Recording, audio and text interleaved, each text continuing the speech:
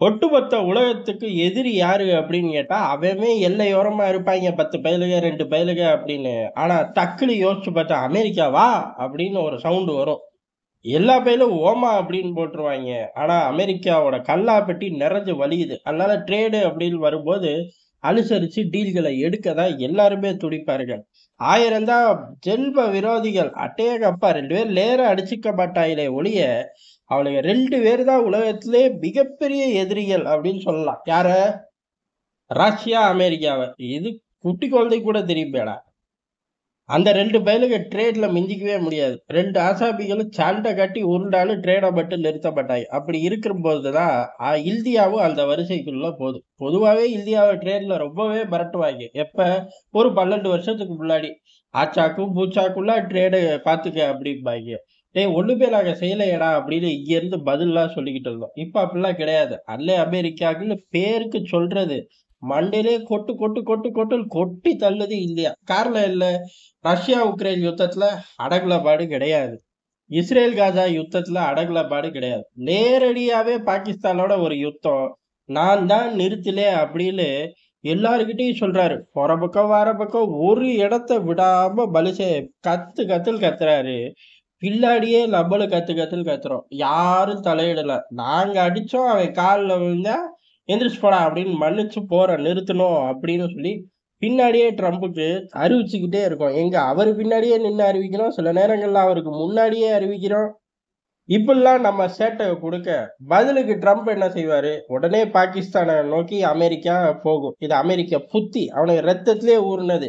இந்தியாவுக்கு செக் வைக்கணும்னா பாகிஸ்தான்ட்ட போறது. ட்ரம்ப் இல்ல. இவர் எல்லாமே ஒரு ஹைலைட்ல. கொஞ்சம் வீரியம் ஜாஸ்தி. அதுக்காக ஆசிம் முனிரையே கூப்பிட்டு சோறாயா ஊட்டுவ நீனு? எப்ப அவனுக்கு வீட்டுக்குள்ள கூப்பிட்டு சோறு போட்டியோ, அதுலருந்து உனக்கு இருந்த கொஞ்சம் நஞ்ச மரியாதையே போச்சு. காரணம் இல்ல. ஈரானுக்குள்ள மிகப்பெரிய சம்பவத்த நான் பண்ணிட்டேன் அப்படின்னு சொல்றாரு. உள்ளூர்லயும் ஒரு பயம் நம்பல, வெளியூர்லயும் நம்பல, இஸ்ரேலுக்குள்ளயும் நம்ப மாட்டேங்கிறாய்ங்க. பெஞ்சமின் நெதன்யாவுக்கு பேரு பெருசா இல்லாம இருந்துச்சு. எது? மொத்த இஸ்ரேலான்னு கேட்கக்கூடாது. ஓரளவுக்கு. அவரு பேர காட்டிலும் இஸ்ரேல்ல ஒரு ரிப்பேரால பேர சொல்லு அப்பன்னா, ட்ரம்ப் அப்படின்னு கத்துறாய்ங்க. எந்த நேரத்துல ஆசிம் முனிரோட நைட்டு டின்னர் சாப்பிட்டாரோ, இல்ல ஊட்டி விட்டாரோ, அந்த பயப்புள்ளையோட அம்புட்டு நெகட்டிவும் இப்ப இவர் தலையில விழுகுது. அப்பதான் அவன் யுத்தத்துல இருந்து தப்பிச்சு தெரிச்சு ஓடுனான் அப்படின்னு ஊர்ல சொல்லுவாய்ங்க. எங்க? அவன் ஊர்லயே சொல்லுவாய்ங்க, வெளியூர்லயும் சொல்லுவாய்ங்க, வெளிநாட்டுலயும் சொல்லுவாய்ங்க. ஆனா அவன பொறுத்தவரையும், யுத்தத்த நான் ஜெயிச்சுட்டேன், எனக்கு பதவி குடு அப்படின்னு பதவி வாங்கக்கூடியவன். அப்படியே அந்த பழக்கம் இவருக்கு ஒட்டிக்கிச்சு. இவரு ஈரான் அடிச்சது உண்ம. சேதாரம் கணிசமா நடக்கல. அதுவும் உண்ம. ஆனா, ஆசிம் முனீர் டம்மி பீஸோட இவரையும் ஒப்பிட்டு பேசுற அளவுக்கு ஆனதுக்கு மொத்த காரணம் என்ன? கூப்ட்டு சோறு போட்டதுதான். அப்படின்னு பேக் ஃபயர் ஆயிப்போச்சு. சரி இவ்வளவு டிராமாவையும் ட்ரம்ப் நடத்திட்டாரு. இந்தியாவுக்கு எதிரா எதையாச்சும் சேட்டைய குடுத்துக்கிட்டே தான் இருப்பான் மனுஷன் அப்படின்னு எல்லாராலும் நினைக்கப்பட்டுச்சு. அப்படிலாம் குடுத்துக்கிட்டே இருக்கிற அளவு உலக சூழ்நிலையும் கிடையாது. இந்தியாவோட சூழ்நிலையும் கிடையாது. காரணம் என்ன? ட்ரம்ப் இப்படிலாம் திரியும்போது இந்த ட்ரேட் வார் அப்படிங்கிறது ட்ரம்ப சுத்திக்கிட்டே தான் இருக்கும். இல்லாட்டி அவரு போய் ட்ரேட் வார சுத்துறாரு. இதுக்கு அப்படியே இன்னொரு பூச்சாண்டி அமெரிக்காவுக்கே என்ன அப்படின்னா பிரிக்ஸ் கரன்சி தான். அந்த பிரிக்ஸ் நாடுகளோட வர்த்தகம் அப்படிங்கிறது கணிசமா ஏறிருச்சு. அமெரிக்க டாலர் இல்லாம பிரிக்ஸ் நாடுகள் தங்களுக்குள்ளேயே வர்த்தகம் அப்படிங்கிறது ட்ரில்லியன் கணக்குல தாண்டி ஓடிக்கிட்டு இருக்குடோய் அப்படின்னு சொல்லி ரஷ்ய அதிபர் அறிவிச்சு விட்டார். இது ஒண்ணு போதாதா? ட்ரம்புக்கு பதறி இருக்கும் கிடந்து. இப்ப ஆசிம் முனிரை காட்டி நம்ம கிட்ட படம் காட்டுறதா? இல்ல பிரிக்ஸுக்காக நம்ம கிட்ட சரண்டர் ஆகுறதா அப்படின்னு கேட்டா, பிரிக்ஸுக்காக சரண்டர் ஆகி தான் ஆகணும். பிரிக்ஸோட வலுவே, மொத்த வலுவே எங்க இருக்கு அப்படின்னா, இந்தியா உள்ள நிக்கிற வரையும் தான். இந்தியா விலகிருச்சு அப்படின்னா, அது ரஷ்ய, சீனா கூட்டணியா போயிரும். அது உலகத்துக்கான ஒரு கூட்டணியா மாற வாய்ப்பே கிடையாது. நமக்கு பிடிக்குது, பிடிக்கலைங்கிறத தாண்டி இதான் எதார்த்தமான உண்மை. இப்படி வரவும் ஏற்கனவே அமெரிக்காவோட பல டீல்கள் பேசிக்கிட்டே இருக்கோம். ரொம்ப அக்ரெசிவா பேசுறோம். அடுத்த ஒரு 10 நாள்ல முடிய போதுல்லாம் சொன்னோம். ஆனா டீல்களோட எண்ணிக்கையோ, டீல்களோட சைஸோ, டீல் எத பத்தி அப்படி ட்ரேட பத்தி தான்.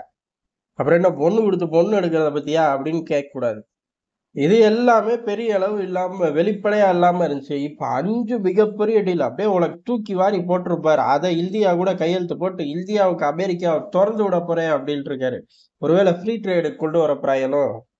இல்ல உண்மையிலேயே கோல்டுக்கான நமக்கு மட்டும் டிஸ்கவுண்ட்ல தரப்போறாங்களோ? அந்த மாரி மிகப்பெரிய அளவுல பலிக்கு வந்து தாண்டி ஆகணும் அப்படிங்கிற மாரி இந்தியா சம்பவம் பண்ண அமெரிக்காவும் வலிக்கு வந்துருச்சு. இதே அப்படியே ஃபிளாஷ்பேக் போட்டோம் அப்படின்னா, இப்பல்லாம் வலிக்கே வரமாட்டாங்க. ஒரு 12 வருஷத்துக்கு முன்னாடி வலிக்கு வருவான்னு நம்ம காத்துக்கிட்டு கூட இருக்க முடியாது. வெறும் பஸ் ஸ்டாப்ல நின்ன மாரி ஆயி போயிரும்.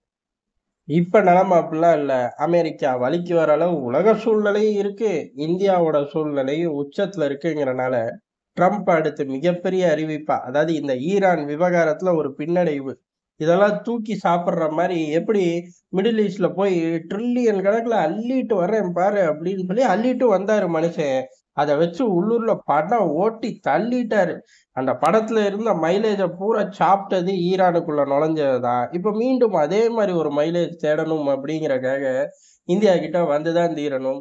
இந்தியா கிட்ட ஒரு பெரிய டீல். இது இந்தியாவுக்கு அவரு உள்ளூர்ல காட்டுற மைலேஜ விட ஒட்டுமொத்த உலகத்துக்கும் நம்ம மைலேஜ் அப்படிங்கிறது ஜாஸ்தியா இருக்கும் அப்படிங்கிறது தான் எதார்த்தமான உண்மை.